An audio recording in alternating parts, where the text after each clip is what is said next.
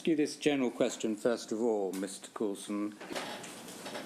Would you describe your relationship with Mr Murdoch as being warm or something different? I was an employee, and I thoroughly enjoyed my time working for him. In the sort of interactions I had with him, yes, he was warm and supportive. Yeah. You were effectively saying that Mr Osborne should be given another chance, weren't you? The front page, top Tory coke and the hooker, I don't think in any way can be described as career enhancing for George Osborne. Yes, well, and the idea that we somehow or other went easy on him, I think is ridiculous when you look at the paper.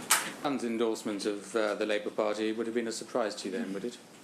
I didn't have a conversation with him. I don't remember one. I don't think it happened about the 2005 election.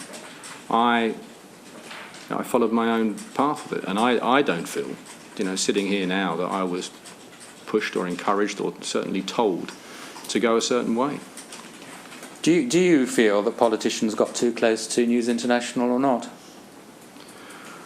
But I look at it from the perspective of whether or not there was improper conversations or a deal done, which I think is all part of this sort of grand conspiracy that sort of sits over this idea.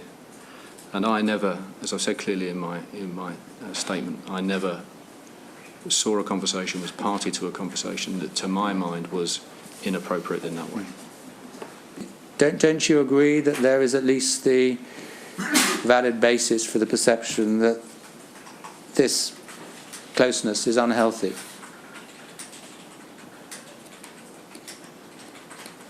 The word unhealthy, I think, sort of implies impropriety, and I'm not sure I agree with that.